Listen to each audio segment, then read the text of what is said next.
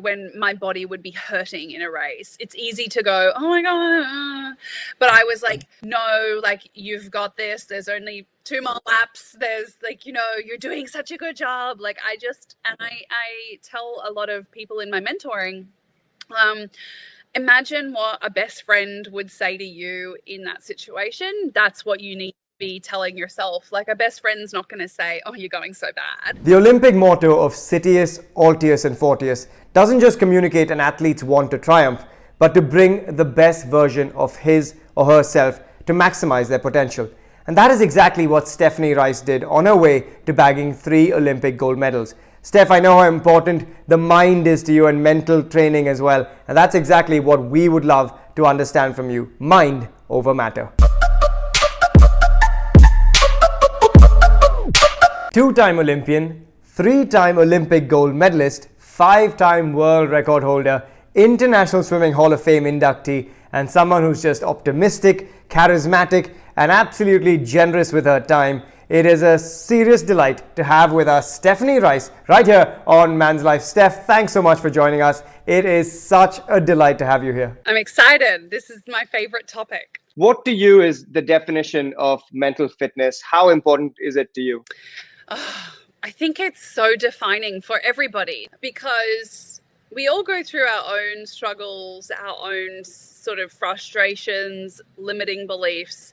And if you don't have some part of mental fitness and emotional fitness, it's like you have no tools to get you through those really hard times.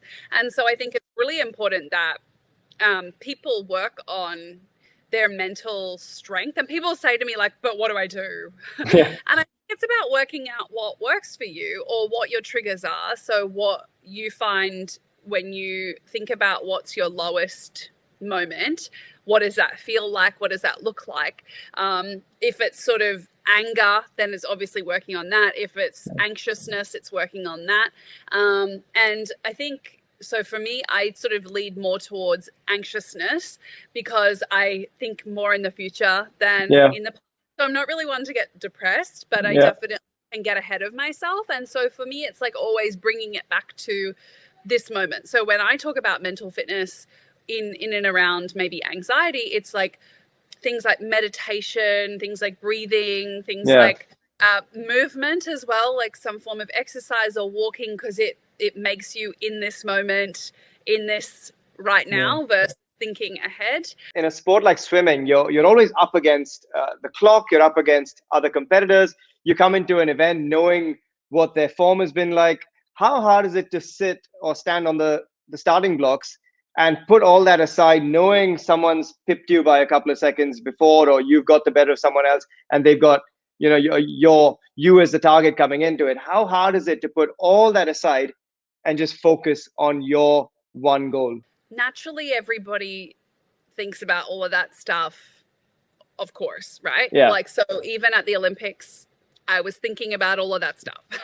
But there is like, and I believe it's like a habitual thing that you train and work on, like the mental fitness, that doesn't serve you when you're doing the actual job. And so for me, I would think about it all and try to block it or listen to music or do something. But when I was standing on the blocks and the umpire would say, take your mark, for me, it was like, I would take a deep breath and it was like, I would say in my head, like, let's go, or time. You had a trigger word, or whatever it is for you. That's like, and I think that's like my mental trigger that is like, all of that needs to stop.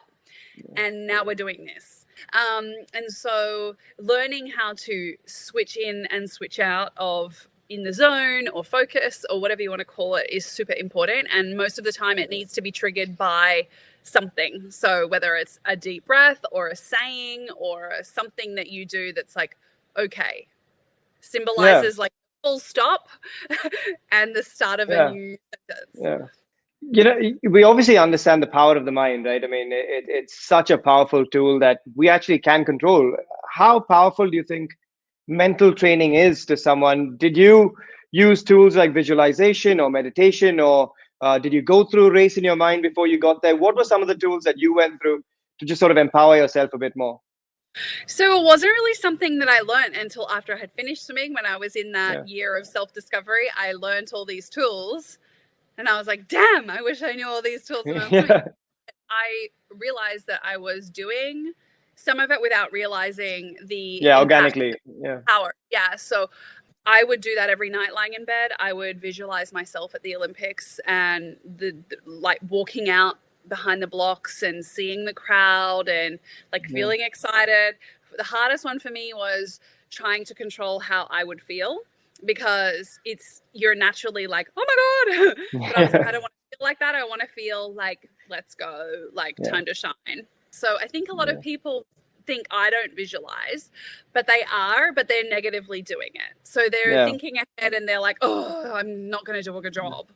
So you're already manifesting the outcome, even though it happens. So you really, as you do say, have the control and have the power. And so, and then I would engage that even more actively in the pool. So when I was training and I was racing against a boy, like a training partner, I would imagine he is my biggest competitor and he would always be like a little bit in front of me. So I was like, are you going to let that person beat you? What is it going to feel like? And I would kind of create these hypothetical situations that made me feel like I just beat my competitor all the time. You actually are trying to craft a situation that you don't know what it's going to look like. You don't know what the pool looks like. You don't know if the pool's going to be cold or warm or anything. So you're sort of trying to, you don't have a lot to go off, probably the easiest way to say it. So actually visualizing is even more important in that kind of environment, because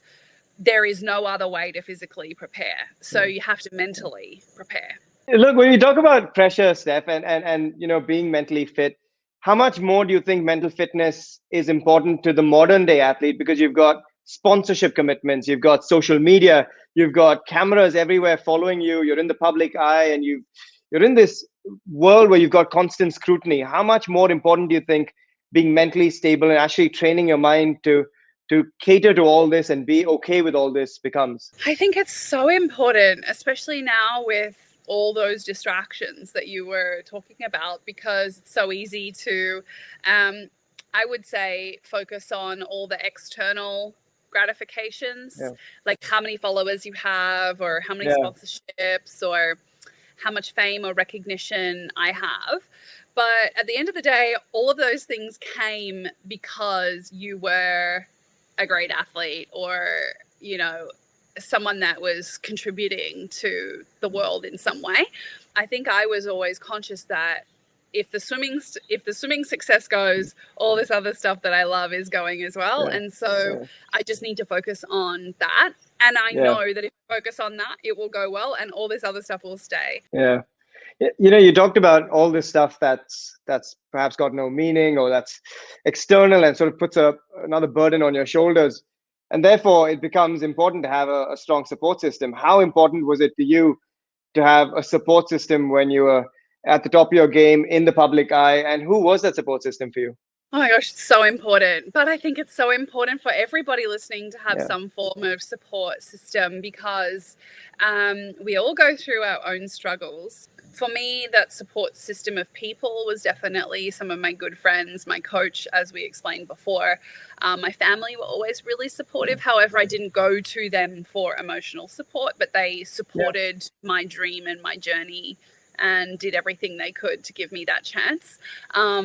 And I definitely had a lot of people that were probably hindering that support that I cut off. And then I did things that also made me feel good. So whether it was like obviously spending time with them, but exercising and eating healthy and getting good sleep, all those things made me a better, more efficient, happier person and gave me the best chance. So you really try to do as much of both of those as possible. You give yourself the best chance. It's crazy how the mind becomes so powerful, because when you reach this elite stage of sport or life in some sense, you've got maybe 20 people who are on the same level athletically, physically. Where do you think you edged out the rest of the world mentally, Steph, to give you that little bit of an edge? I definitely had a huge belief, and still do, in my own ability.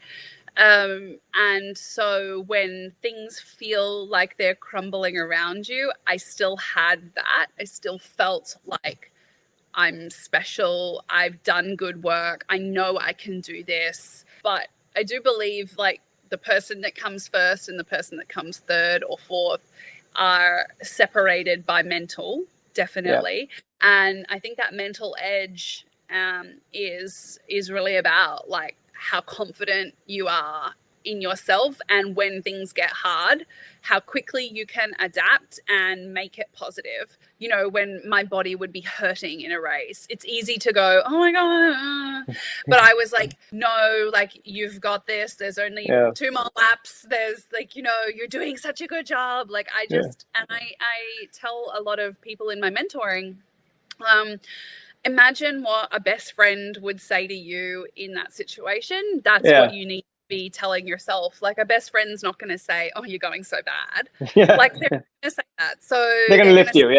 Of course. And so you have to lift yourself. Thanks, Steph. That was absolutely superb. I think we got a nice look into the mind of an Olympic champion, the ability to deal with the highs and the lows of a career, and also recalibrate your life and give back to everyone from what you've learned as well. So thanks so much. Thank you. I've loved it. It's been good fun. It's not often we get to tap into the mind of a 3-time Olympic gold medalist, but that's exactly what we brought to you courtesy Stephanie Rice. So for more great content just like that, head across to manslife.in. We've got you covered in the world of sport, entertainment, lifestyle and auto as well.